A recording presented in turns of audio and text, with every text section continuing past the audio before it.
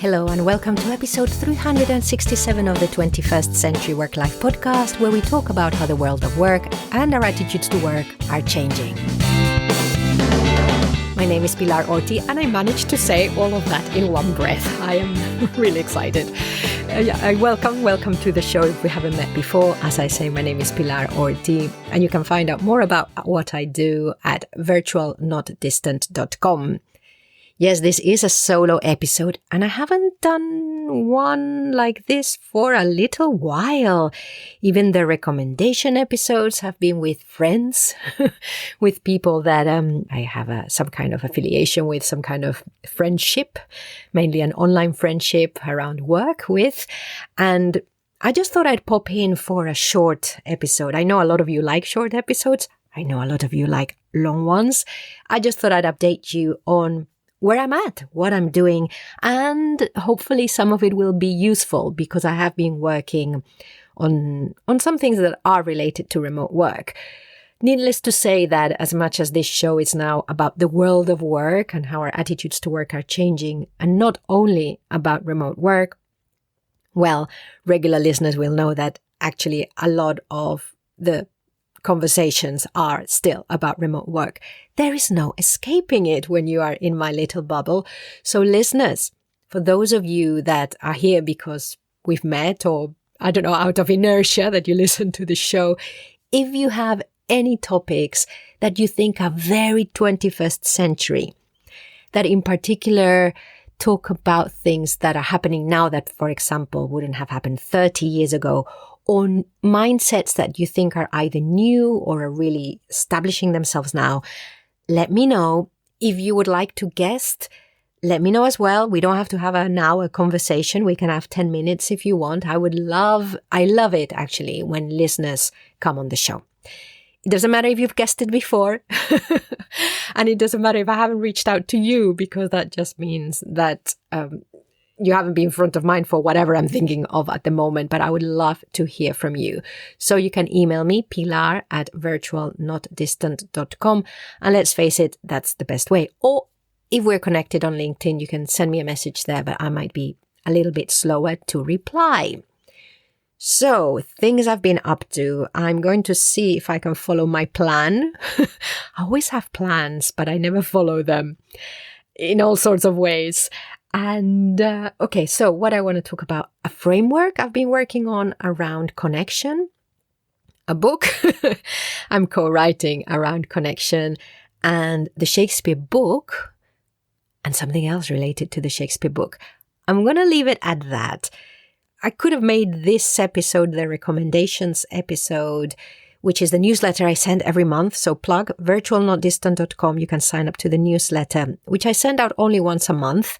And to be honest, once every 2 months, with reading and listening recommendations. I've been away from London for about a month. And before that, I was with my head somewhere else.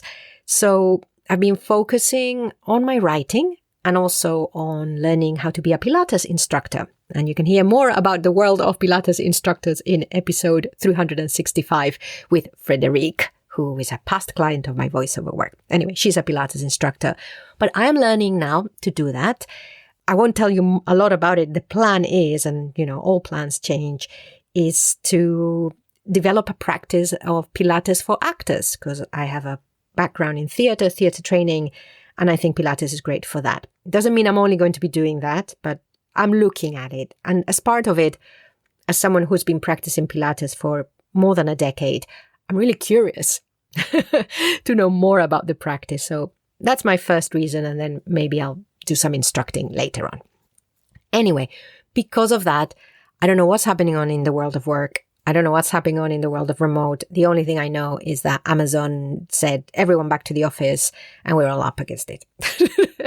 So anyway, apart from that, but before that, I had been working on a little framework around connection. And this is just simplifying, obviously, how we connect at work. And the reason this has come about is that, of course, a lot of what I'm still hearing and reading, I mean, this hasn't changed in the last, lots of years, is that when we talk about connection, when we talk about reducing loneliness for remote workers or hybrid, the first thing that I see organizations doing is bringing people back to the office. That's one, because we have to be together to feel connected, or having things online that are at the same time. So virtual coffees or all those things. Those things work for some people, for most people, let's face it, because we've been connecting like that for a very long while, but not all the time and not for everyone. And so I was thinking, what is a way of talking about connection in the workplace that helps individuals and organizations understand, well, actually inspire or guide to what can be done in the workplace. So I came up with 3 things. I'd love to hear what you think about it. pilar@virtualnotdistant.com. So it's 3 A's. And sorry, it would have been great that it would be if it'd been 3 C's for connection, but it's 3 A's. That's okay. One way in which we connect with each other, which is one of my favorite ways, is we connect across the work. This means that we connect through the tasks we're doing, through the hands-on work that we're doing. There's a lot of socialization that goes into that. There's a lot of building relationships, and sometimes those relationships are wonderful and very positive, and sometimes they're negative, but there's definitely something going on. So if we're lucky, we really connect with some people through the work we do, because we bring our values into it, because we bring our attitudes, our opinions, we bring our experience into it, we bring our personalities, hopefully, into it. And as the world of work evolves, as it is now, it's being more acceptable that we bring more of ourselves into work. And hopefully we manage to do it in a way that helps the work. So that's one way. And that's one of my favorite ways. And we need to pay attention to that. People are already connecting across the work. We can facilitate more of that if we think our people need it. And for these things, well, we can do things like have work in progress visible. We can have Kanban boards, places where we can see what everyone is working on. We can change who works with whom. We can ask for feedback. There's all sorts of ways, and sometimes it's very specific to the work you do. But you can design the work in a way that helps people connect across the work. The second way in which we can connect, and this starts to broaden probably beyond teams and beyond people who are working on tasks together, is how we connect around the work. So we connect across the work and around the work.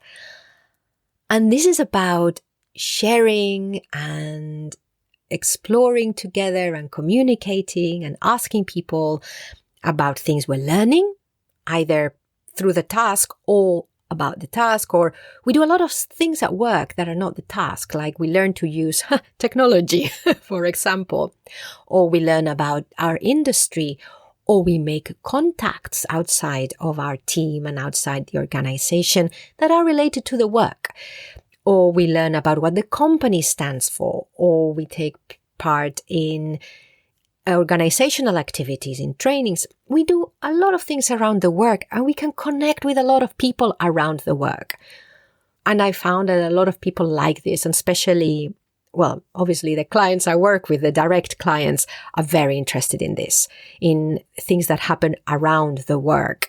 And so that's why they bring people like me in, because you have other experience, and sometimes it's not just about a how-to of what the people are doing at work, but actually it is just bringing in some experience that is around the work. So, for example, listening to the show might be for you, especially if you're a manager or someone in organizational development or a remote worker.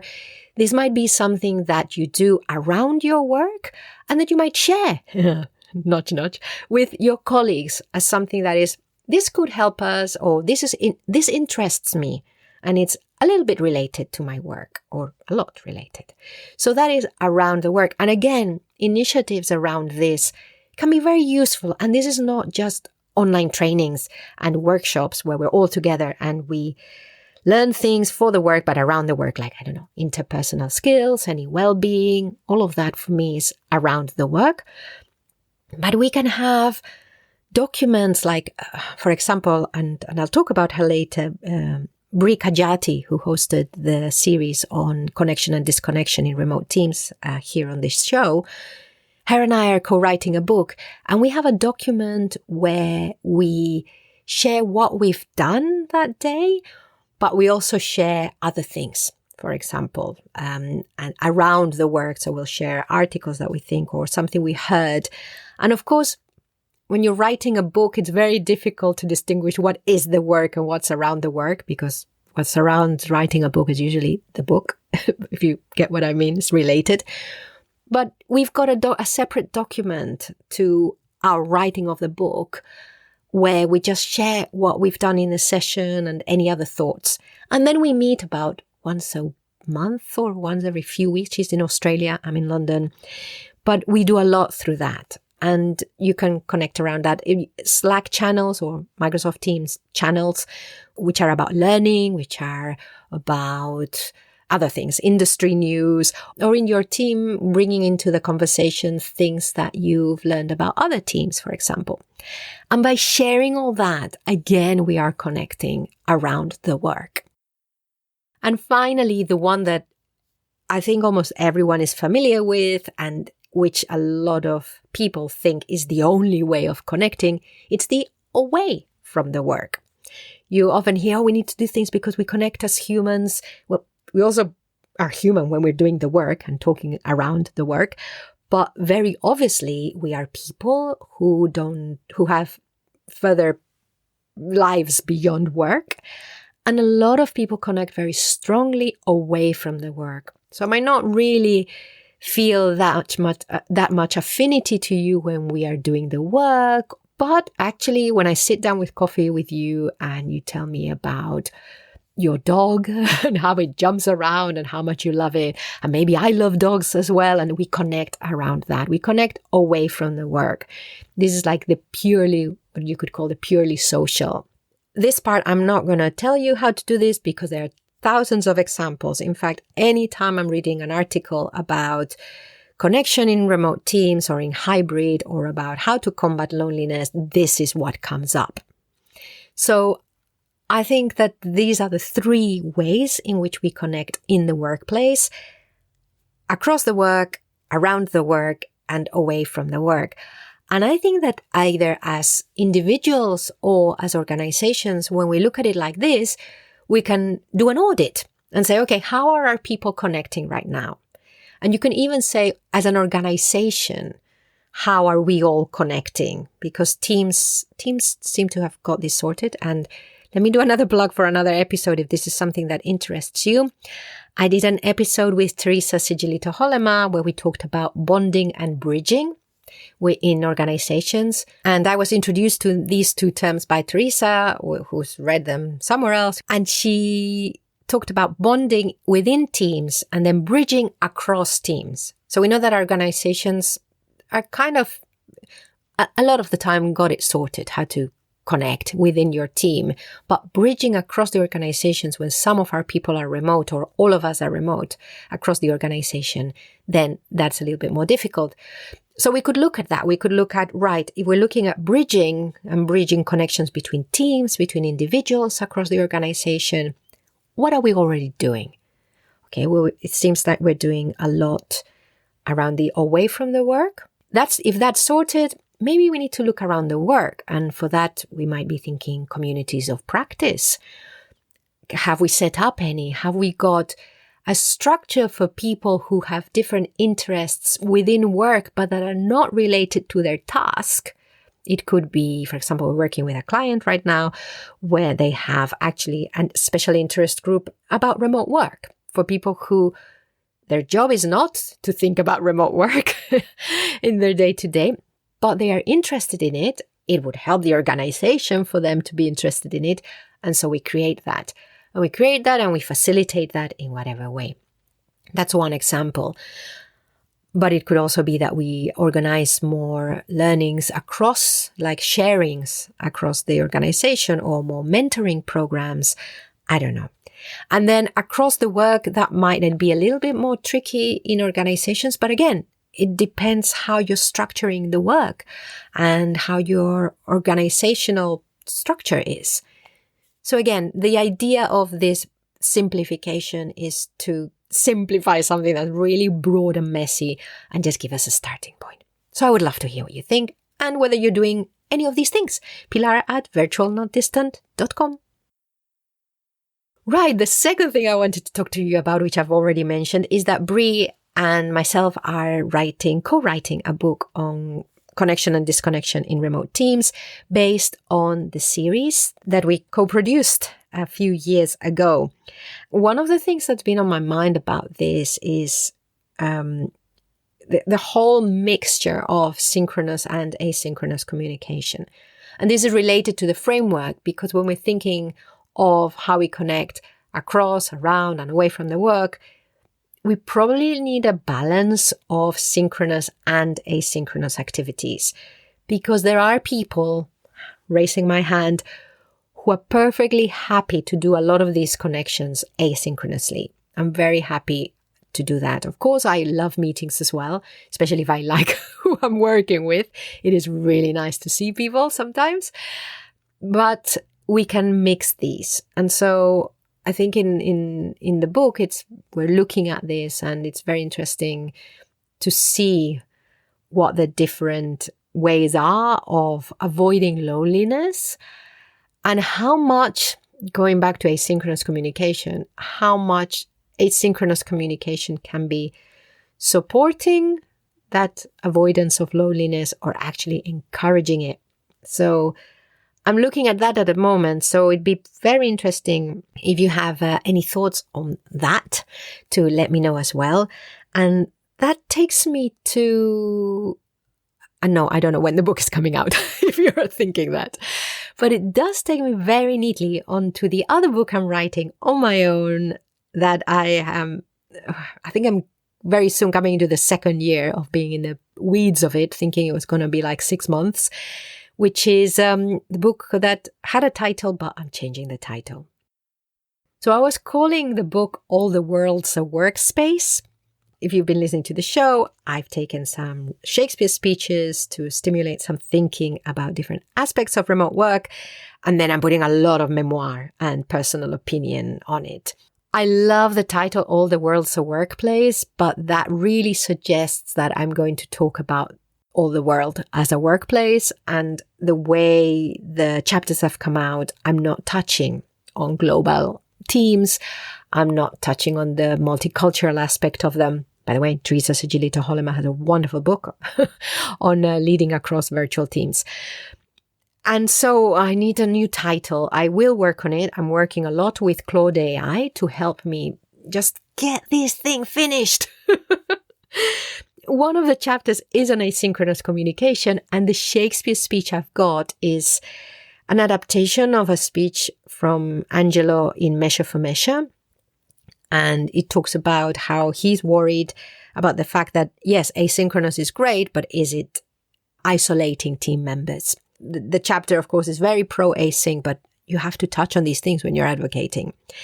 It leads me to, I am, in a way, like Shakespeare, the emotions are very deep. Some of his themes are very raw. I mean, Measure for Measure is basically, the themes are not very easy to talk about. Sometimes I'm having to take these speeches that are really deep and raw and just simplify them. And I think if you're a Shakespeare fan, you might think that I am not going deep enough, or that I am, I don't know, doing something bad to Shakespeare. I don't have the words right now.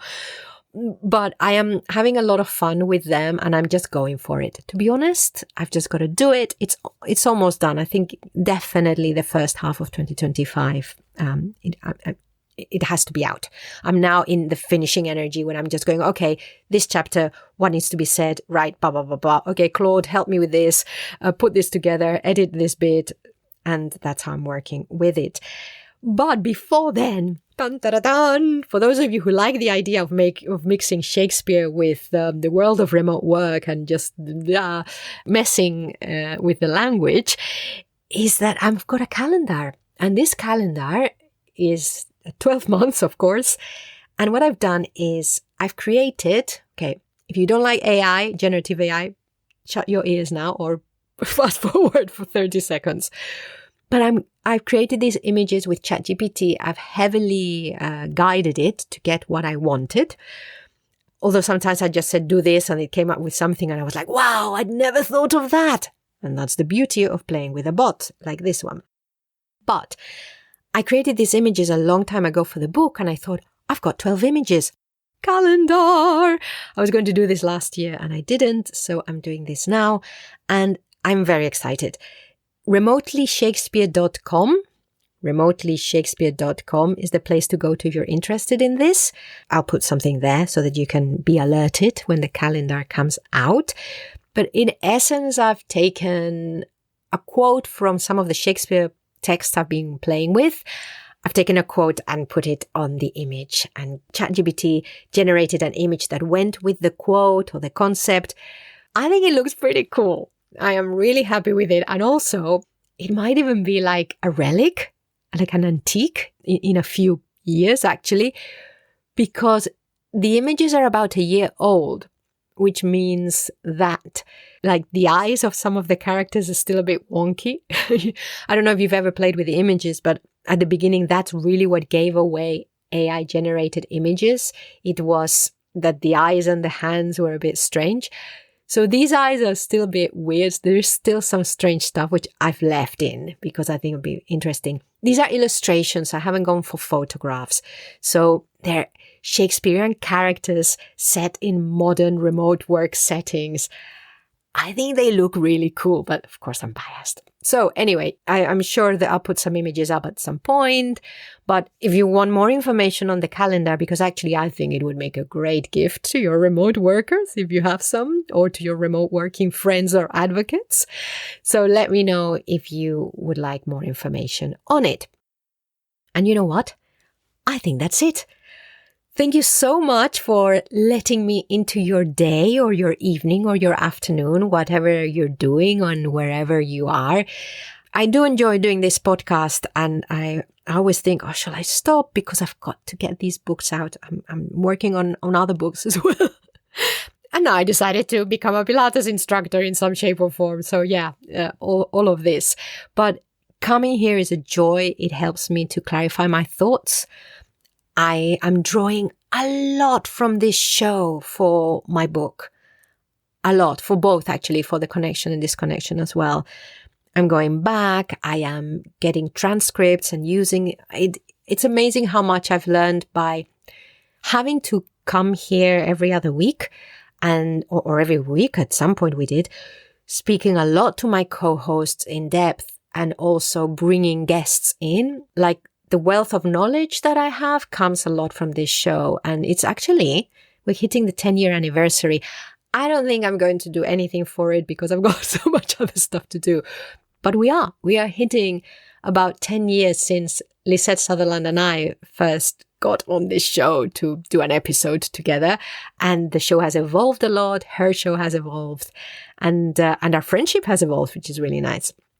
And so I'm just very grateful that you've given me the time to be here. So carry on listening, carry on being great. And I'm going all inspirational. You see, I think I'm shifting at the moment. All right. But wherever you are, whatever you're doing, enjoy. A big thank you for listening to the 21st Century Work Life podcast. We know there are many other shows for you to choose from. Remember to subscribe to the show on your favorite podcast app, and you can check out the full show notes over at virtualnotdistant.com/podcasts. Talking of podcasts, we have another show you can listen to, Management Cafe, which you should also be able to find on all podcast apps. I have been Pilar Ortiz. Wherever you are, whatever you're doing, enjoy.